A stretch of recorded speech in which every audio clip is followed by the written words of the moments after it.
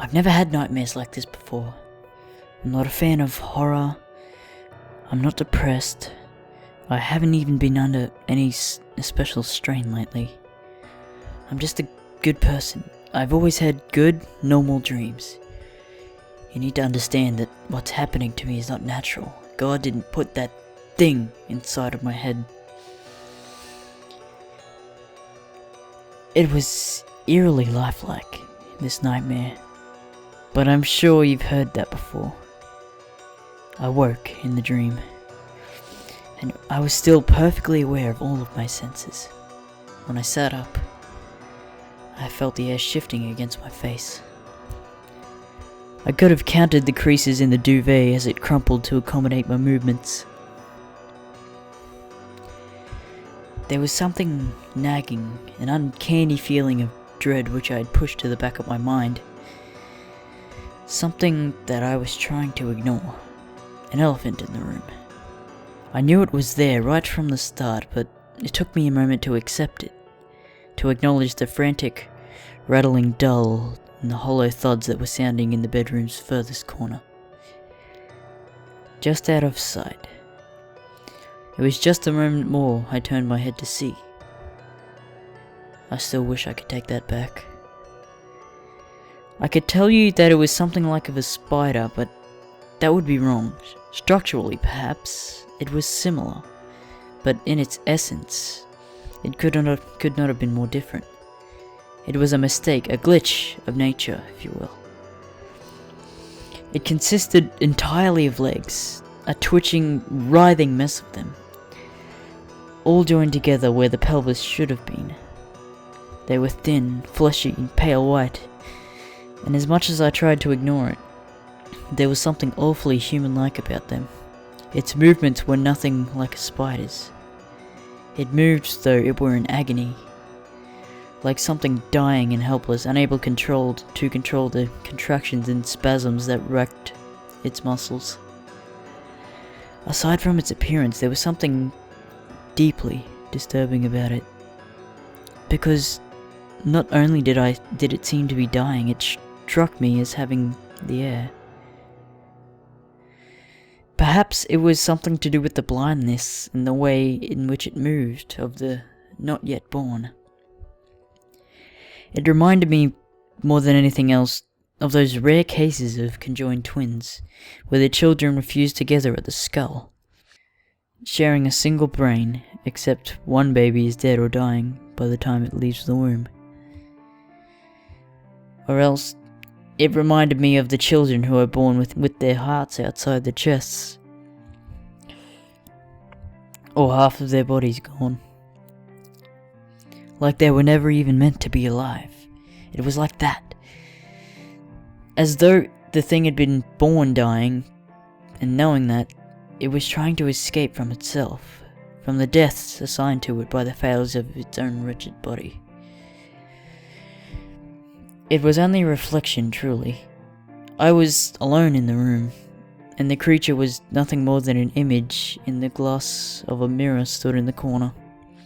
But this did nothing to lessen my fear of the thing, because in a heartbeat I realized what it was doing, where exactly it was trying to escape to.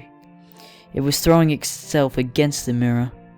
The thing wasn't supposed to be alive and wasn't supposed to be able to move. It beat itself against the glass, struggling through its own convulsions, heaving, throwing itself through the air until it came to collide with the gleaming surface. Before it crashed to the ground again and again, a twitching mass. I sat there, immobile, transfixed in those awful, erratic movements as it lifted itself up, threw itself towards the collapse, and collapsed over and over again. I could hear it breathing. This thing that it had no mouth or no lungs, it was panting with exertion. Each time it came into contact with the glass, the mirror shook violently, the creature letting out a hideous wheeze as its bones crunched beneath it. Its movements were quickly growing more violent, more desperate, and the thought that it hit me was worse than anything that had ever come to me before. It was about to break.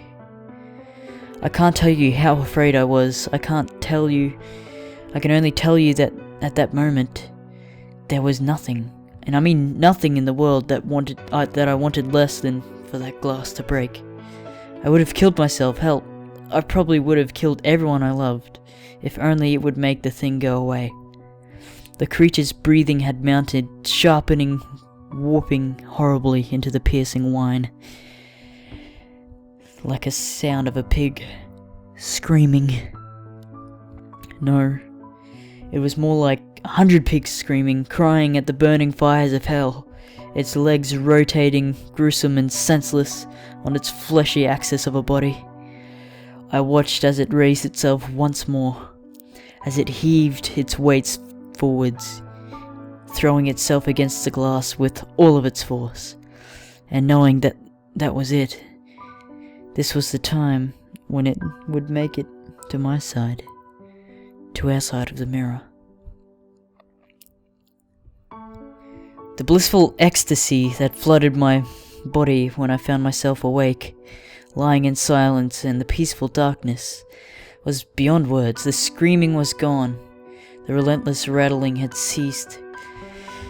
To know that I was safe, that I would never see that thing and find its way into our side of the mirror, was something surely that can only be appreciated by those who have suffered nightmares like this one. I waited for some time in silence, unmoving, savouring the knowledge that I was safe.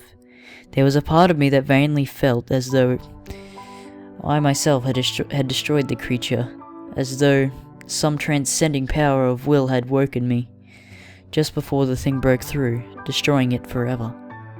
When I finally sat up, I found myself smiling, right until my eyes landed on the mirror.